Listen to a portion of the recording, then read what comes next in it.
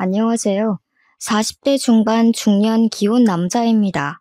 최근에 경기도로 이사를 끝내고 마음의 여유가 생겨서 사연을 쓰게 되었어요. 친구 녀석이 이곳에 사연을 올린 적이 있었는데 저더러 봐달라고 해서 들어본 적이 있거든요. 친구 걸 듣다 보니까 연관지어 뜨는 다른 사연들도 많더라고요. 하나씩 눌러보다 보니 어떤 날엔 하루가 다 가도록 사연만 듣다가 다음 날을 맞이한 적도 있었습니다. 그때 생각이 나서 저도 사연을 들고 오게 되었어요. 제 일이 좀 무거운 이야기라서 함부로 떠들 수는 없고 이곳이 적당한 것 같더라고요. 어떻게 쓰는 건지 방법은 여전히 잘 모르지만 그저 아저씨 얘기라고 생각하고 들어주셨으면 합니다. 제게는 늘 감사한 두 명의 자식이 있습니다. 그중 유독 아픈 손가락인 아들이 하나 있는데요. 저는 일찍이 아내와 사별하고 10년간 아내를 잊지 못해 그리워하면서 산 사람이에요. 아내가 남기고 간 유일한 보물인 우리 아들과 단둘이 버티며 살아갔죠. 아내가 떠나자마자 삶을 포기하고 싶을 만큼 슬픔을 감당해야 했던 제게 유일한 인생 목적이 되어준 건 바로 제 아들입니다. 저와 아내 사이에 자식이 없었다면 저도 아마 고민 없이 아내를 따라갔을지도 몰라요.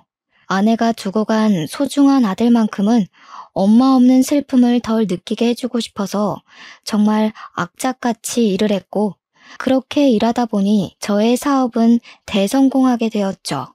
직진만 했을 뿐인데 다행히도 행운이 저를 따라주더라고요.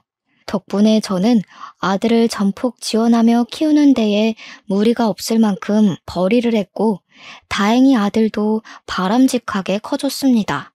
그동안은 시골 부모님 댁에 아이를 맡긴 뒤 아이 유치원 때쯤 제가 데려와 손수 육아를 했어요. 근데 문제가 제가 출근을 할 때는 아들 밥을 챙겨줄 수 있지만 퇴근을 할 때는 아들 끼니를 챙기기가 어렵더라고요. 그래서 초반에는 베이비시터를 둬야 하나 생각을 했습니다. 어린 아들을 무릎에 앉혀놓고 의견을 물었더니 아들이 처음 보는 사람은 싫다고 해서 따로 시터 고용은 안 했어요. 대신 제 부하 직원을 유치원에 보내 회사로 데려오라고 했고 제가 마칠 때까지 아들은 제 사무실에서 얌전히 놀다가 같이 귀가를 하곤 했어요. 당시엔 아들이 유치원생이었던지라 삭막한 회사 분위기가 갑갑했을 텐데도 생떼를 부리지 않더라고요. 그게 얼마나 고맙고 미안했는지 모릅니다. 그렇게 저는 제 아들이 초등학교에 입학하고 이제 막 막바지 학기를 다니고 있을 무렵까지 무난한 세월을 보냈어요. 심심한 세월이었지만 그만큼 저와 아들 사이에 안정이 깃든 것 같아서 좋았습니다. 계속 그대로였다면 나쁘지 않았을 텐데 어느 날 제게 예고 없이 새로운 인연이 불어왔어요. 그게 바로 아들의 담임 선생님입니다. 저보다 4살 정도 어렸던 선생님을 처음 봤을 때 겉모습부터 제 아내와 비슷한 점이 참 많아 보였어요. 목소리나 웃는 모습, 조신한 말투의 행동까지 죽은 제 아내를 떠올리게 하는 면들이 다분했습니다. 아내 생각하면 이러면 안 된다는 거 알지만 저는 아내를 많이 닮은 그분에게 흔들리고 말았어요.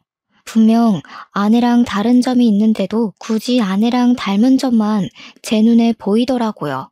그래서 저도 모르게 아들 담임을 보고 과거에 묻어둔 제 아내가 다시 떠올랐고 학부모 상담을 하다가 그 선생님 앞에서 눈물을 보인 적이 있습니다. 창피했지만 그것이 제가 그분과 인연이 시작될 수 있었던 계기가 되었어요. 제가 선생님께 그동안 누구에게도 말하지 못했던 아내에 대한 그리움을 말했었는데 아마 선생님이 너무 잘 들어줘서 저도 모르게 술술 힘들었던 점을 말했던 것 같아요. 그 뒤로는 선생님이 제게 먼저 연락하면서 안부를 물었고 늘 혼자 있을 제가 적적할까봐 사람 사는 맛을 느끼게 재밌는 농담도 많이 해주었어요. 시간이 갈수록 선생님의 존재는 마치 환생한 아내라도 되는 것 마냥 제게 설렘을 주었습니다. 아내가 아닌 다른 여자를 그토록 기다려본 건 처음이었어요. 죽은 아내가 그리워서 괴로웠던 감정도 그 선생님만 만나면 깡그리 사라지곤 했기에 더 마음이 갔던 것 같습니다. 그렇게 저는 먼저 그 선생님께 고백을 했고, 감사하게도 한 번 결혼했던 저를 받아준 선생님 덕분에 연인이 될 수 있었습니다. 그 선생님이 바로 제 두 번째 아내가 되는 사람입니다. 지금부턴 그 선생님을 아내로 칭할게요. 아내에 대한 자세한 사정은 연애를 하면서 알게 되었는데, 아내 또한 저처럼 재혼인 처지였어요. 저와 똑같이 아들이 하나 있다고도 했습니다. 기혼, 미혼이 제게 중요한 건 아니지만 아예 몰랐던 사실이라서 살짝 놀라긴 했어요. 그럼에도 저는 오히려 더 좋았습니다. 똑같이 자식을 둔 부모 감정을 공감할 수 있을 테고, 배우자와 작별한 상처가 있는 거니 서로에게 마땅한 힘이 될 것 같았거든요. 사실 아내가 미혼이라고 했다면 제가 감히 청혼하진 못했을 것 같아요. 저한테 아이까지 있는 상황에서 신혼을 보내기도 전에 엄마가 되게 만들고 싶진 않았으니까요.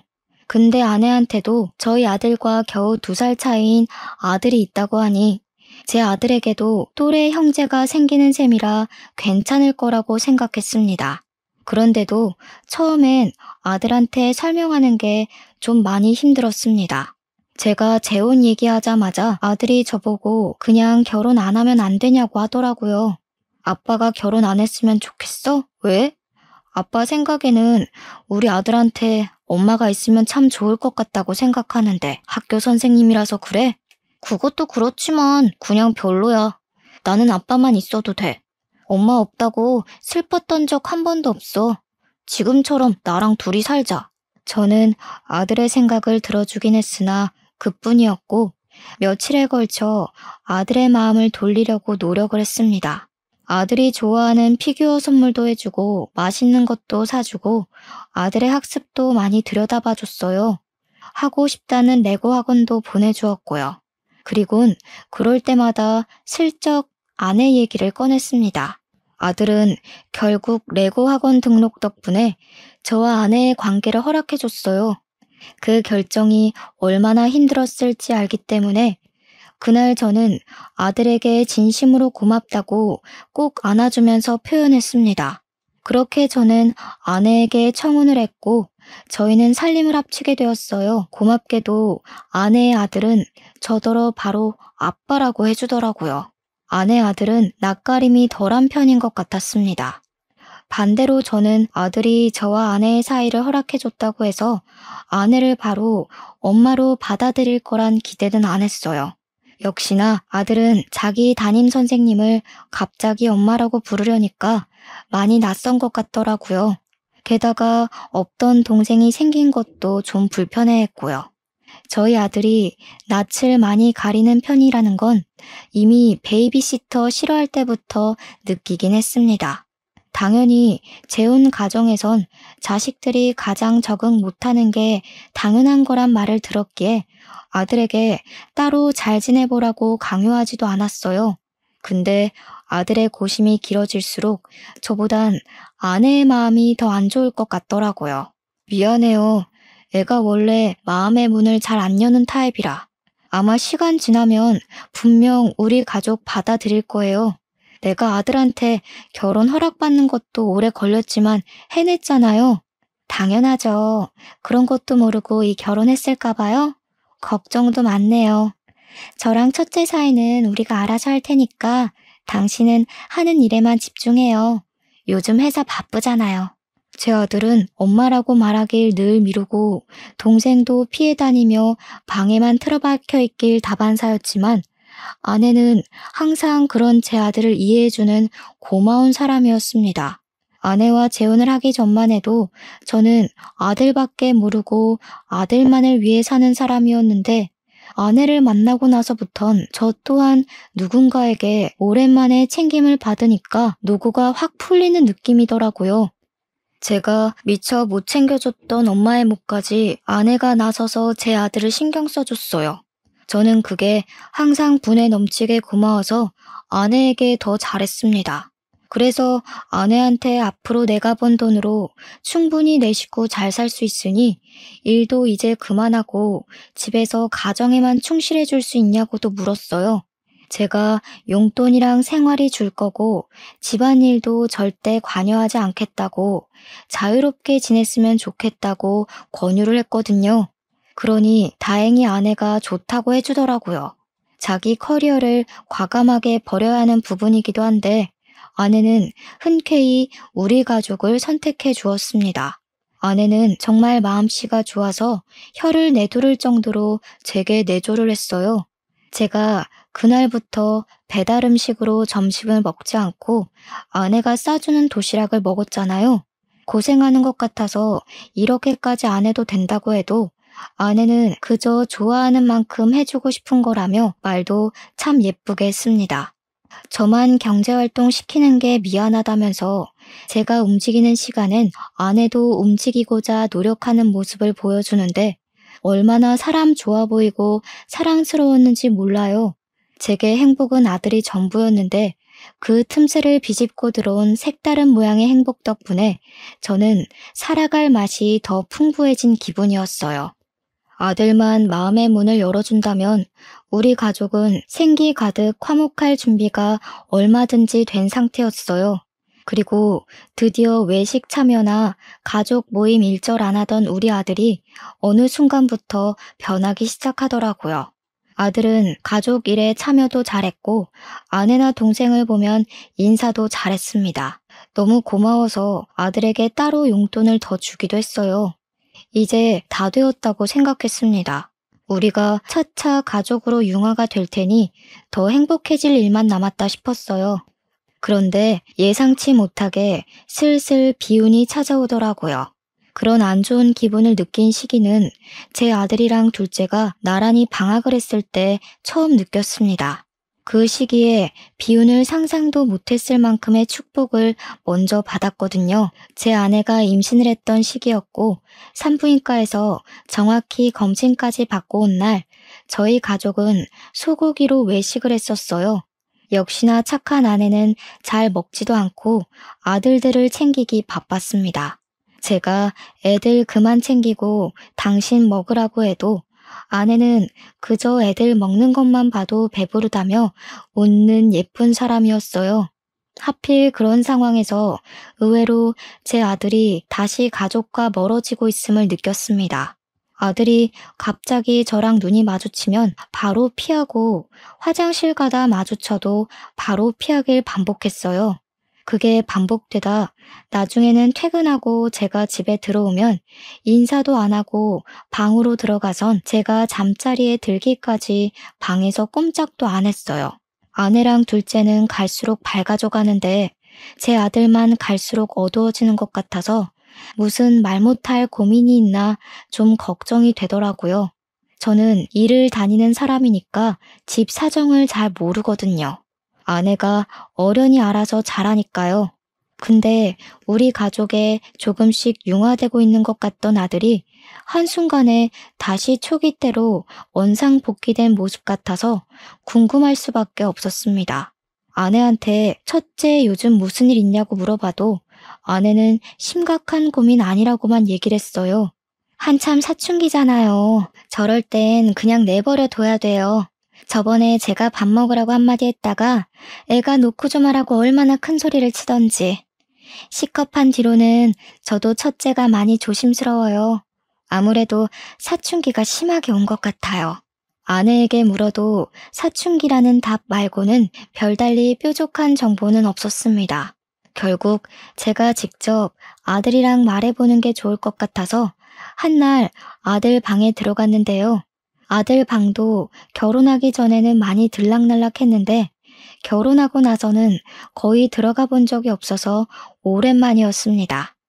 들어가니 아들은 한참 공부를 하고 있었어요.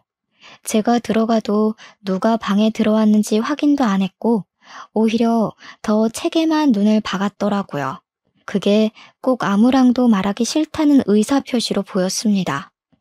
공부를 방해하면 안 될 것 같았지만 당시 시간을 잘 낼 수 없던 저는 시간이 난 김에 아들과 대화를 하고 싶었어요.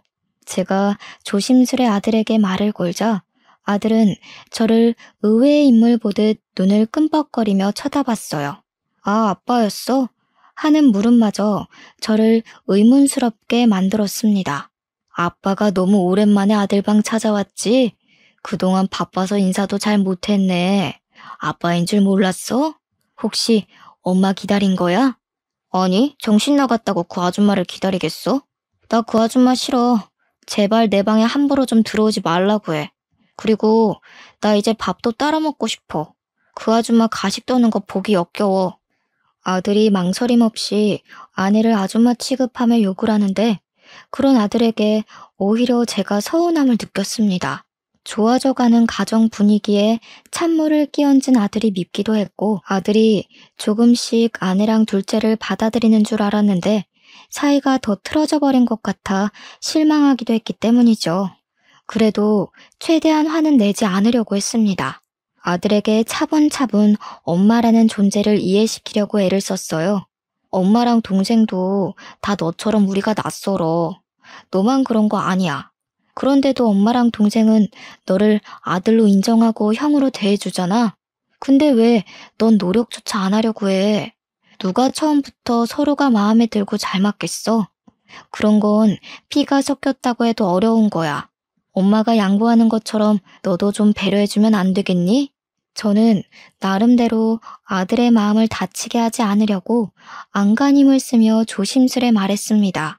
그런데 오히려 그것이 사춘기인 애한테 부작용을 일으킬 줄은 몰랐어요.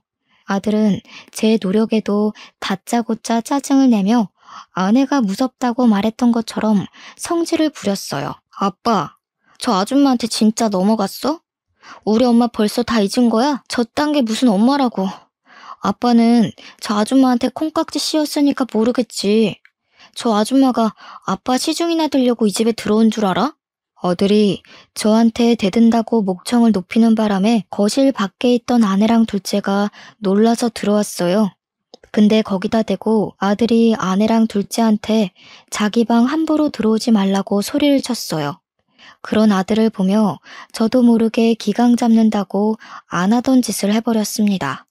제 손이 이미 첫째 뺨을 갈겼을 때 제가 정신이 번쩍 들었어요. 방 안에는 정적이 찾아왔습니다. 때린 그 순간 저도 놀라서 멈칫했는데 무엇보다 아들이 많이 놀란 것 같더라고요. 저는 아들과 단둘이 지내면서 한 번도 다툰 적이 없고 오히려 서로 챙겨주지 못해 안달난 부자관계였습니다. 더 행복하려고 시작한 이 재혼 생활이 왜 점점 불행해지고 있는 걸까? 그때 그런 생각을 했었어요. 제가 아들에게 아무것도 못해주고 있을 때 아내가 뒤늦게 첫째를 챙긴다고 쪼르르 다가가 아픈 곳을 살피면서 정적이 풀렸습니다. 여보, 아무리 그래도 애한테 손을 대면 어떡해요? 나 때문에 그런 거죠? 나는 괜찮다고 했잖아요. 애들은 당연히 받아들이는 시간이 더딘 건데 자꾸 재촉하면 어떡해요? 이 어린 걸 때릴 때가 어딨다고. 당신 이렇게 무서운 사람이었어요? 반항도 적당히 해야지. 잘못했으면 혼이 나야 되는 거야. 내가 너무 아들을 오냐오냐 키웠어. 이참에 말 안 들으면 매 맞을 수 있다는 거 알았으니까 더는 안 기어오르겠지. 말이라도 아빠가 실수했다. 그 한마디 했다면 아들에게 상처를 덜 줄 수 있었을까요? 왜 당시 제 입과 마음이 자꾸 반대로 표현되는 건지 저조차도 저를 제어하기가 어려웠습니다. 그 와중에 아들은 눈물까지 보이면서 저를 원망스럽게 쳐다봤어요. 끝까지 자기는 잘못한 거 없다 의견을 굽히지 않더라고요. 아빠한테 실망이야. 아빠가 겨우 이 정도밖에 안 되는 사람인 줄 몰랐네. 처음부터 아빠를 믿는 게 아니었어. 아빠는 저런 가짜 가족 끼고 웃음이 나올지 모르겠는데 나한테까지 아빠 감정 요구하지 마. 제가 아들에게 실망했듯 아들도 제게 많이 실망한 듯해 보였습니다. 아들은 자기 편 들어주는 아내를 뿌리치고 둘째까지 고의적으로 밀어버리며 방을 박차고 나갔습니다. 그 뒤부터 아들과 저는 생전 처음으로 남과 같은 사이가 돼버렸죠. 아들과 같은 곳을 바라보고 있는 줄 알았는데 사실 저 아들은 중간 지점에서 겨우 한 번 접점이 있었을 뿐 그저 삐딱선으로 멀어지고 있었나 봅니다. 아들이랑 대판 싸운 뒤로 아들이 아예 저를 상종하려고 하지 않아서 사과할 기회조차 못 잡고 있었습니다. 그래도 저는 제가 나름 아들에게 먼저 손을 내밀고자 타이밍을 계속 놓치지 않고 있었어요. 그렇게 시간이 지날수록 아들에 대한 서운함은 다 사라지고 그저 제가 어른으로서 좀 더 포용적이지 못했다는 생각에 자책만 되었습니다. 아들과 다투고 일주일이 지났을 때 이렇게 더 시간을 보내다간 아들과 영원히 남이 되어버릴 것 같아서 저는 마음을 먹었어요. 아들 방에 다시 한 번 더 들어가 보기로 결심한 거죠. 그날 저녁 저는 퇴근하면서 아들에게 사과하고자 아들이 좋아하는 브랜드의 신발을 산 뒤 귀가를 했습니다. 항상 제가 퇴근하는 시간에는 지상 주차장이 한가했는데 그날따라 분위기가 분주하더라고요. 자차들은 아니었고 누가 응급 상황이기라도 했는지 우리 아파트 밑으로 구급 차량 경찰차가 많았습니다. 그저 남일인가 싶어서 주차장 자리를 다른 곳으로 옮기려고 했어요. 후진을 하려던 그때 저는 구급대원 들것에 실려가는 응급 환자를 무의식적으로 보고 말았는데요. 그 순간 너무 놀라서 브레이크를 밟아버렸습니다. 들것에 실린 아이가 신고 있는 신발이 제가 아들 중학교 입학하면서 사줬던 신발이랑 똑같은 거 아니겠습니까? 그 신발은 아들이 직접 골랐고 저랑 커플 신발로 맞춘 거라 아들이 굉장히 좋아했었습니다. 특히나 아들이 아내랑 둘째 빼고 저랑 단둘이 맞춘 신발이라서 더 좋아했어요. 아니라고 믿고 싶었지만 당시 제 눈앞의 분위기는 전부 우리 아들 때문에 벌어지고 있는 사고 현장이었습니다. 차에서 허겁지겁 내린 저는 급히 구급차로 뛰어갔어요. 무슨 정신인지도 모르고 구급대원들을 밀치면서 그 안에 실린 환자를 확인했습니다. 거기까지 뛰는 순간에도 제발 우리 아들은 아니길 바랬는데 미동도 없이 피로 칠갑된 그 어린아이는 제 아들이 맞더라고요. 우리 애가 맞는 걸 알고 저는 정신 나간 사람처럼 이성을 정말 놓아버렸습니다. 저를 뜯어말리는 구급대원을 붙잡고서 도대체 무슨 일이냐고, 애가 왜 이러냐고 아무 직원을 붙잡아 소리를 고래고래 질렀어요. 그 어떤 말도 침착하게 듣기 어려웠던 정신이어서 당시 구급대원이 뭐라고 얘기했는지 정확히는 기억이 안 나고요. 단지 추락사고로 추정된다는 그 말만 제 머릿속에 강력히 남았어요. 정확한 경위는 경찰에서 밝혀준다면서 저더러 보호자니까 일단 같이 가자고 하더라고요. 추락사고라니 이게 무슨 일인가 싶었습니다. 대체 왜 우리 아들이 어쩌다가 당장 모든 사실을 알아내고 싶었지만 제가 미처 그런 깊은 내막까지 파악할 정신은 없었습니다.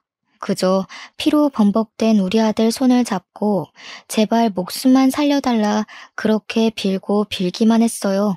아들이 예전에 저한테 이런 가짜 가족이랑 살 바에는 죽는 게 낫겠다. 성인 되면 가족이랑 연 끊을 거다. 이런 소리를 한 번씩 했었는데 그것 때문에 스스로 나쁜 생각을 했던 걸까 싶었어요. 제 선에서 생각할 수 있는 최대한의 예측은 그것뿐이었습니다. 만약 그 사실이 맞다면 너무 준비도 안 된 아들한테 제 방식을 밀어붙인 것 같아서 죄스러웠어요. 자책에 빠져있을 동안 어느새 병원에 도착했고 아들은 빠르게 수술 준비에 들어갔습니다. 그리고 그 뒤에 아내랑 둘째가 병원에 나타났어요. 아내랑 둘째는 당시에 장 보러 간다고 집에 없었다고 하더라고요. 그래서 저한테 늦게 연락받고 병원을 온 거였어요. 첫째 사고 소식에 엉엉 울던 아내도 많이 놀랐는지 수술실 앞에서 다리 힘이 풀려 쓰러져 버렸습니다. 태윤아, 대체 이게 무슨 일이야? 엄마가 아직 엄마 노릇도 못 해줬는데. 여보, 우리 태윤이 괜찮은 거 맞죠? 수술만 하면 다 괜찮아지는 거죠? 저는 오열하는 아내를 부축하면서도 위로를 해주지 못했어요. 이미 저도 아들 걱정에 정신을 차릴 수가 없었고 눈이 팅팅 부을 정도로 많이 울었으니까요. 아들이 사고 난 그날이 제 생에서 가장 괴로운 날이었습니다. 아내가 사고로 죽었던 때와는 또 다른 고통이었어요. 그런데요, 저랑 아내가 오느라 정신이 없어서 몰랐는데, 둘째가 가만히 저희를 지켜보고만 있더라고요. 희한하게도 둘째는 원래 눈물이 없는 건지 아니면 아직 형제애가 생길 만큼 우리 아들에게 마음이 적었던 건지 자기 형 목숨이 위태로운데도 일절 슬퍼하는 기색이 없었습니다. 오히려 저랑 아내를 이해 못하는 눈빛으로 보는 것 같았어요. 하지만 둘째도 겨우 초등학교 5학년으로 어린 나이였고 이런 상황이 어떤 건지 실감을 못해서 그런 거라고 생각해 넘겼습니다. 그렇게 무사히 수술을 끝내고 나온 제 아들은 장애를 얻게 되었어요. 아들이 지적장애 3급 판정을 받을 만큼 뇌기능이 도태되어 버린 것인데요. 공부 잘했던 우리 아들 생각만 하면 너무 속상한 일이었지만 일단은 살아준 것만으로도 그냥 고마웠습니다. 한숨 돌린 저는 아직 의식이 없는 우리 아들 얼굴을 쓰다듬으면서 한참이나 미안하다고 중얼거렸어요. 제가 여태까지 누굴 위해서 살아왔는데 앞으로도 누굴 위해서 살아야 할지 아는데도 제가 바보 같은 실수를 했다고 자책했고 대답 없는 아들을 향해 아빠가 다 잘못했다고 그렇게 빌었습니다. 그때도 아내가 제게 위로를 해주었어요. 아들이 사고 난 건 제 탓이 아니니 너무 스스로를 탓하지 말라면서 아들이 깨어나면 더 속상할 거라고 말이죠. 그래도 아들을 살려놓고 나니 이제 좀 주의가 보이더라고요. 마음이 놓여서 아내랑 둘째에게 신경 써줘서 고맙다고 했고 오늘은 나만 아들 곁을 지킬 테니 아내와 둘째에겐 집에 가서 쉬라고 했습니다. 아내가 제 곁에 있어주겠다고 했지만 거절했어요. 혹시라도 아들이 깨어나면 최대한 스트레스 되는 자극은 없도록 하고 싶었으니까요. 그렇게 식구들을 보내고 저는 아들의 손을 꼭 잡고 앉아만 있었습니다. 아들 얼굴을 가만히 바라보다 보니 제가 아들의 웃음 모습을 못 본 지 오래됐다는 걸 알았어요. 도대체 내가 아들한테 무슨 짓을 했길래 웃음까지 잃게 만들었을까? 결국 모든 게 제 탓이란 것도 알았습니다. 아들이 깨어나기만 하면 더 이상 아무것도 욕심부리지 말고 아들이 원하는 뜻을 들어주겠다고 마음먹었어요. 설령 아들이 아내랑 둘째를 계속 거부한다고 해도 제가 해결할 수 있는 선에서 제 아들이 바라는 대로 해줄 생각이었습니다. 그리고 아주 늦은 밤 병실이 습한 것 같아서 가습기를 켜고 있을 때였어요. 마침 경찰한테 연락이 왔더라고요. 그때 저는 경찰에게서 충격적인 사실을 듣게 됩니다. 경찰은 우리 아내가 제 아들을 고의적으로 사고나게 만든 것 같다고 얘기를 했어요. 그리곤 그날 아파트 복도와 계단 CCTV를 보곤 수상한 장면이 포착되었다고 했는데요. 제 아들이 가장 먼저 집을 나왔는데 그 뒤로 아내랑 둘째가 급하게 쫓아나와서 제 아들 뒤를 쫓았다고 해요. 그렇게 사라진 곳은 다름 아닌 옥상이었다고 합니다. 여기까진 문제가 없었어요. 그런데 반대로 옥상을 나오는 영상이 이상하다고 했어요. 분명 올라갈 땐 셋이었는데 내려올 땐 아내랑 둘째 둘이서만 내려왔고 그 뒤로 아들 신고가 접수될 때까지 아들이 내려오는 영상은 찍히지 않았다고 했어요. 경찰이 확신을 준 건 아니지만 구구절절 말해주는 정황을 들어보면 아내가 제 아들을 옥상에서 밀어버렸다고 하는 것처럼 들렸습니다. 그래서 그렇게 얘기하고 있는 게 맞냐고 물어보면 경찰이 맞다고 수긍을 했어요. 그 말을 듣자마자 충격을 받았지만 저는 경찰에게 그럴 리 없다고 착오가 있던 게 아니냐고 할 수밖에 없었습니다. 아내는 누구를 해할 사람이 아니었고 우리 아들을 무엇보다 친자식으로 보듬었으며 아들이 수술실 들어갔을 때도 실신할 것처럼 울기까지 한 사람이에요. 제 3자가 봐도 제 아내는 아들에게 지극히 인정받고 싶어하는 새엄마, 아들의 사고를 친모만큼이나 슬퍼한 새엄마였을 뿐이라고요. 그런데 그렇게 마음 여린 제 아내가 아들을 옥상에서 밀어버렸다뇨. 그렇지만 또 증거라고 남겨진 영상이 수상하다고 아내를 조사 진행할 거라는 경찰을 어떻게 저지하겠습니까? 그리고 경찰 입에서 나온 또 다른 사람, 바로 둘째. 경찰은 둘째 또한 용의자에서 제외할 순 없다고 같이 조사하겠다 알려주었습니다. 생각해보니 둘째가 형이 다쳤다는데 희한할 정도로 감흥없어 보였다는 게 떠올랐어요. 제가 아는 둘째는 형이랑 친해지고 싶어서 늘 먼저 다가가던 애였습니다. 제 아들한테 퇴짜 맞더라도 다음날 또 제 아들 주위를 맴돌면서 같이 놀고 싶어 하던 아이였어요. 그런 귀여운 녀석이 정작 형이 다치니까 걱정조차 안 하는 게 이해하기 어렵긴 했었습니다. 그 시각 경찰이 제게 연락을 한 이상 아마 아내와 둘째는 경찰서에 연행이 되었을 겁니다. 그렇다면 집에는 아무도 없다는 뜻과 연결도 됩니다. 그 순간 저는 깜빡 잊고 있던 무언가가 탁 떠올랐어요. 서둘러 병실을 나와서 간호사한테 내 아들 좀 잘 부탁한다 말해놓고 경찰서가 아닌 집으로 향했습니다. 제가 찾는 건 바로 녹음기였어요. 아들이 사춘기 때문에 저랑 아내한테 반항하기 시작한 시점부터 제가 식구들 몰래 비치해뒀던 겁니다. 그땐 대체 아들이 아내한테 뭐라고 속을 썩이는 건지 알고 싶었고 제대로 가정교육하고 싶은 욕심 때문에 설치해 놓은 거였어요. 근데 그 중요한 걸 정작 일이 바빠서 잊고 있다가 이제야 떠올리게 됐지 뭡니까. 집에 도착한 저는 급히 아들 책상 밑에 붙여놓은 녹음기랑 거실의 소파 밑에 숨긴 녹음기까지 2개를 다 꺼냈습니다.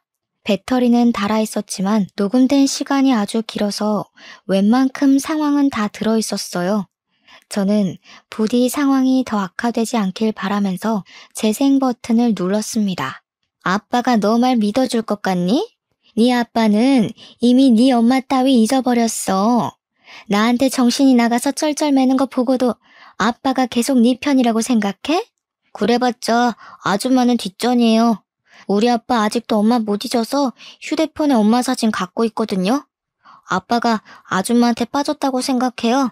아빠는 아줌마가 엄마랑 닮아서 착각했던 것 뿐이에요. 저는 보자마자 눈치챘는데 어른이 돼서 그런 것도 몰라요? 보기보다 골이 비셨네. 아들의 막말 뒤로 무슨 둔탁 소리가 잠깐 났는데 그건 아마 아내가 아들의 뺨을 친 것 같았습니다. 조그만 게 되게 건방지네. 뚫린 입이라고 함부로 짓거리지 마. 그래봤자 네 아빠 잘못되면 내가 재산 상속 1순위야. 그때 돼서 잘못했다고 사정하지 말고 지금부터 엄마라고 해. 엄마 같아야 엄마라고 하지. 아빠 돈만 노리는 불려우 주제에. 아빠가 아줌마 실체 알면 바로 아줌마 버릴걸요? 멍청한 아줌마 때문에 자식까지 뭔 고생이야? 쟤도 남의 집 아빠한테 아빠라고 부르기 얼마나 싫겠어요. 저도 그 마음이에요. 아줌마같이 구토 나올 것 같은 사람한테 엄마 소리 아깝다고요. 녹음기에 녹화된 대화 내용은 제가 집에 있는 시간대 말고는 거의 살벌한 얼음판과 같은 분위기였습니다.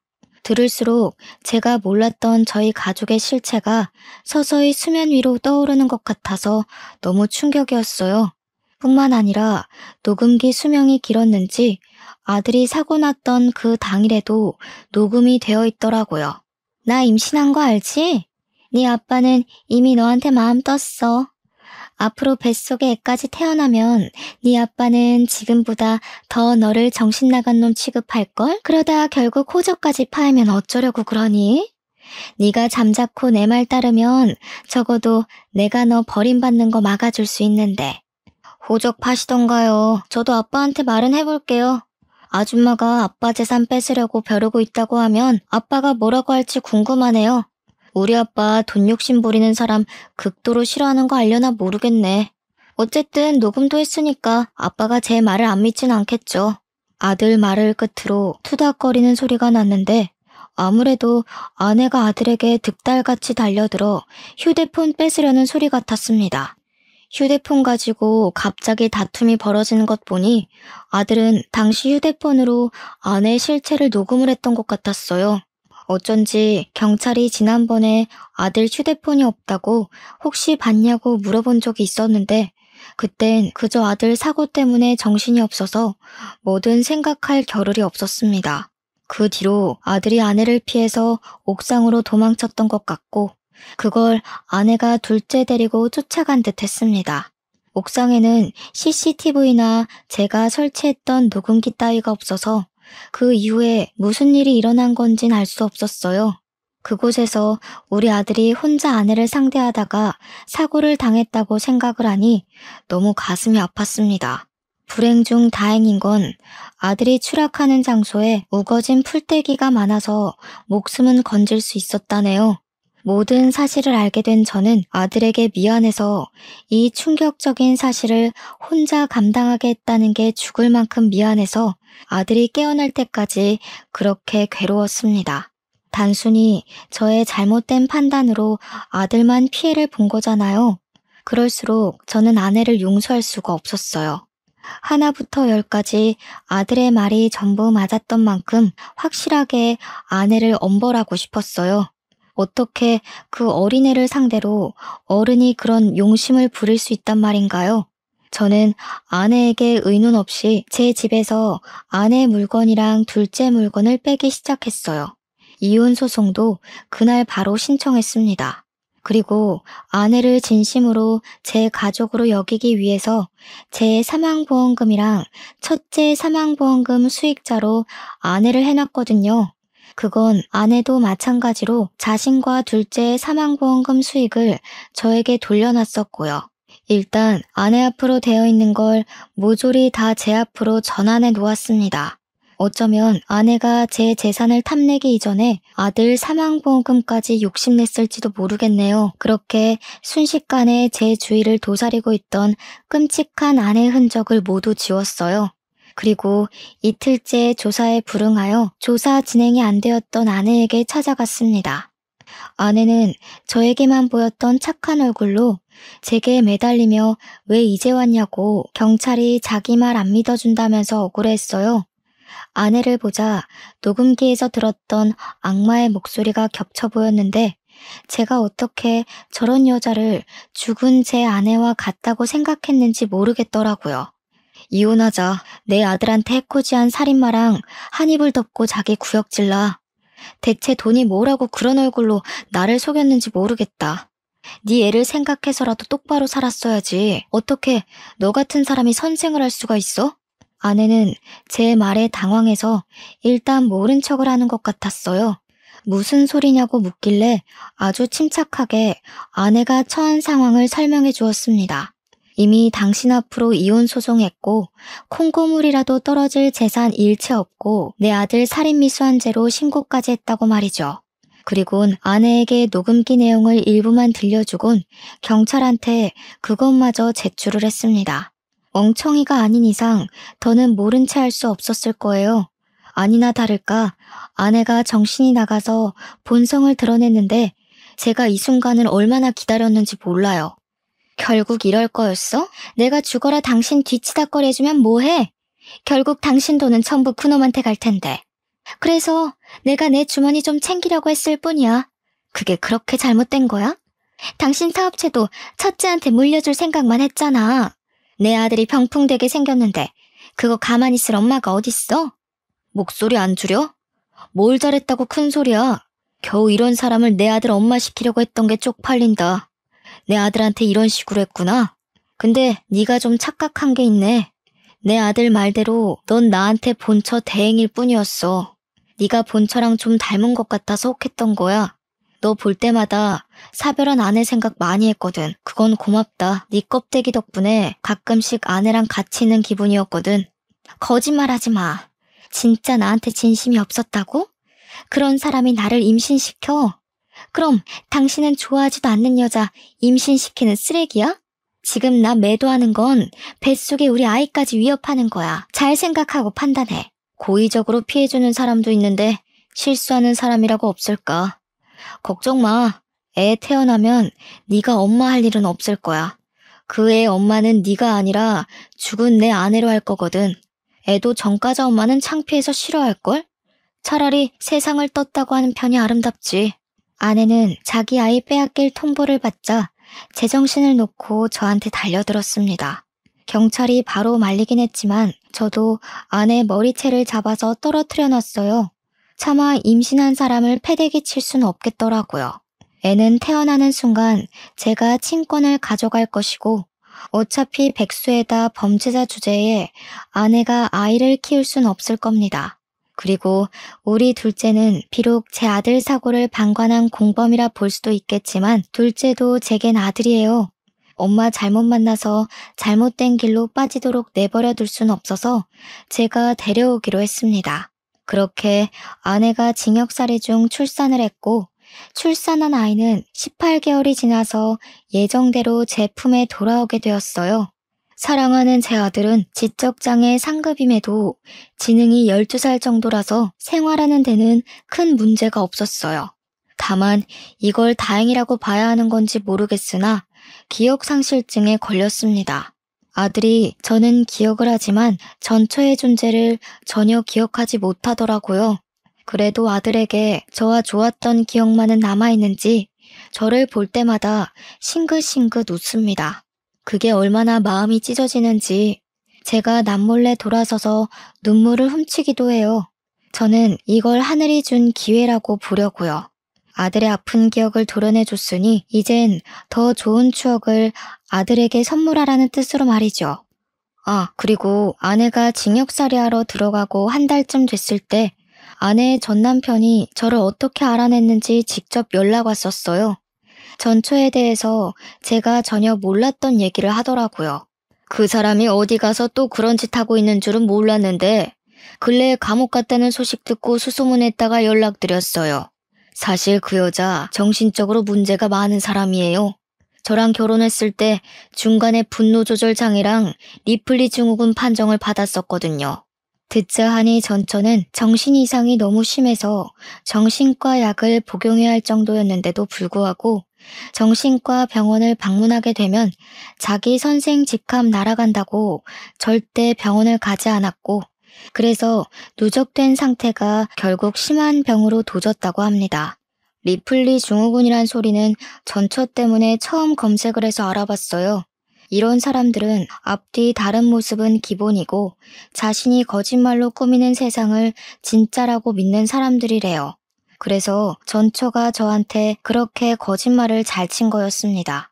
저랑 살면서 보였던 말도 안 되는 모습들은 이미 전처 전 남편도 똑같이 겪은 사실이더라고요. 심지어 전 남편이랑 살 때는 분노 조절 장애가 더 도드라져서 이혼 전에 신혼집에 있던 TV도 부시고 시계나 눈에 보이는 살림살이 등을 거의 박살냈다고 하네요. 저와의 결혼 생활을 그리 길게 하지 않았던지라 아마 제 앞에선 감출만큼 버틸 수 있었나 봅니다. 전 남편한테서 전처의 모든 실체를 알고 나니 제가 안 보는 사이 그 여자가 얼마나 우리 아들을 다그치고 때렸을지가 상당하더군요. 그나저나 전처의 전 남편이 저를 찾아온 이유는 전처의 실체를 밝히는 것 외에 또 다른 이유가 있었습니다. 저희 둘째 얘기를 하더라고요. 자기도 그 정신 나간 여자한테서 자기 친아들을 데려오고 싶었는데 그때 전처가 악바리를 써서 친아들의 양육권을 가져갔었다고 해요. 선생이란 직업 때문에 당시 백수였던 자신은 전처에게 양육권을 한순간에 뺏겼다고 합니다. 자기가 최대한 법원에서 전처의 정신질환을 고백하고 증언했지만 정신과 진료 기록이 없어서 받아들여지지 않았다고 하네요. 그래서 자기는 여태 친아들을 잊지 못했고 항상 둘째 학교 근처를 기웃거렸다고 합니다. 근데 어느 순간 그 선생이었던 그 여자가 일을 그만두고 둘째도 같이 사라졌대요. 그 뒤로 전혀 소식을 모르다가 최근에 전처가 징역살이를 시작한 걸 알았고 자기 친아들을 이제 자기가 데려가서 키우고자 한답니다. 저는 저와 같은 처지인 전처의 전 남편을 보면서 둘째를 친아빠에게 보내줘야겠다고 생각했어요. 그래서 뒷날 그분과 함께 둘째를 만났는데 둘째가 친아빠랑 인사도 하기 전에 먼저 달려와 부둥켜 안더라고요. 바로 이런 게 부자관계인데 전처의 강압 때문에 그동안 저한테 아빠라고 잘 불렀던 건지 둘째는 저를 아빠로 대우했지만 저런 따뜻한 정은 전혀 없었거든요. 둘째 친아빠는 다행히 번듯한 회사원이어서 둘째를 충분히 책임질 만한 여력이 되는 사람이었어요. 저는 그렇게 둘째와 마지막 인사를 하고 자주 보자고 한 뒤 아이를 보내주었습니다. 지금도 생일이나 명절에는 종종 봐요. 제가 어쩌다가 그런 여자랑 결혼을 해서 우리 아들을 다치게 만들었을까요? 조금만 신중한 어른이었다면 그런 실수는 하지 않았을 텐데. 아마 죽은 제 아내도 하늘에서 내려다보며 많이 슬퍼했을 겁니다. 다들 저보다는 현명하시겠지만 재혼할 때 자식이 있다면 꼭 신중하게 알아보셨으면 해요. 저는 그 여자가 선생님이라는 직업 때문에 단번에 신뢰를 해버렸어요. 선생이니까 우리 아들한테 더 잘해줄 거라 생각했는데 믿었던 만큼 배신감이 너무 크네요. 오로지 저 때문에 우리 아들은 평생 장애를 짊어져야 되는 인생을 얻었잖아요. 그 자체가 여전히 저를 괴롭게 합니다. 글을 쓰는 지금 이 순간에도 저는 계속 고통스럽지만 그래도 조금이나마 숨통을 열고자 사연으로 올려보네요. 앞으로 저는 평생 아들에게 사죄하며 살 거고 내 모든 건 아들의 것이고 제 목숨을 갈아서라도 우리 아들을 행복하게만 해줄 것을 이곳에다가 각서를 쓴다는 느낌으로 적습니다. 글을 마치는 이 시점에도 제 아들은 또 저를 보며 방긋 웃고 있네요. 아들이 요즘 퍼즐에 잔뜩 빠져 있는데 내일 오후에 교보문고 가서 퍼즐 사주기로 했거든요. 이제 그만 아들과 우리 막내 아기랑 저녁을 챙겨 먹어야 될 것 같습니다. 사연 들어주셔서 감사합니다.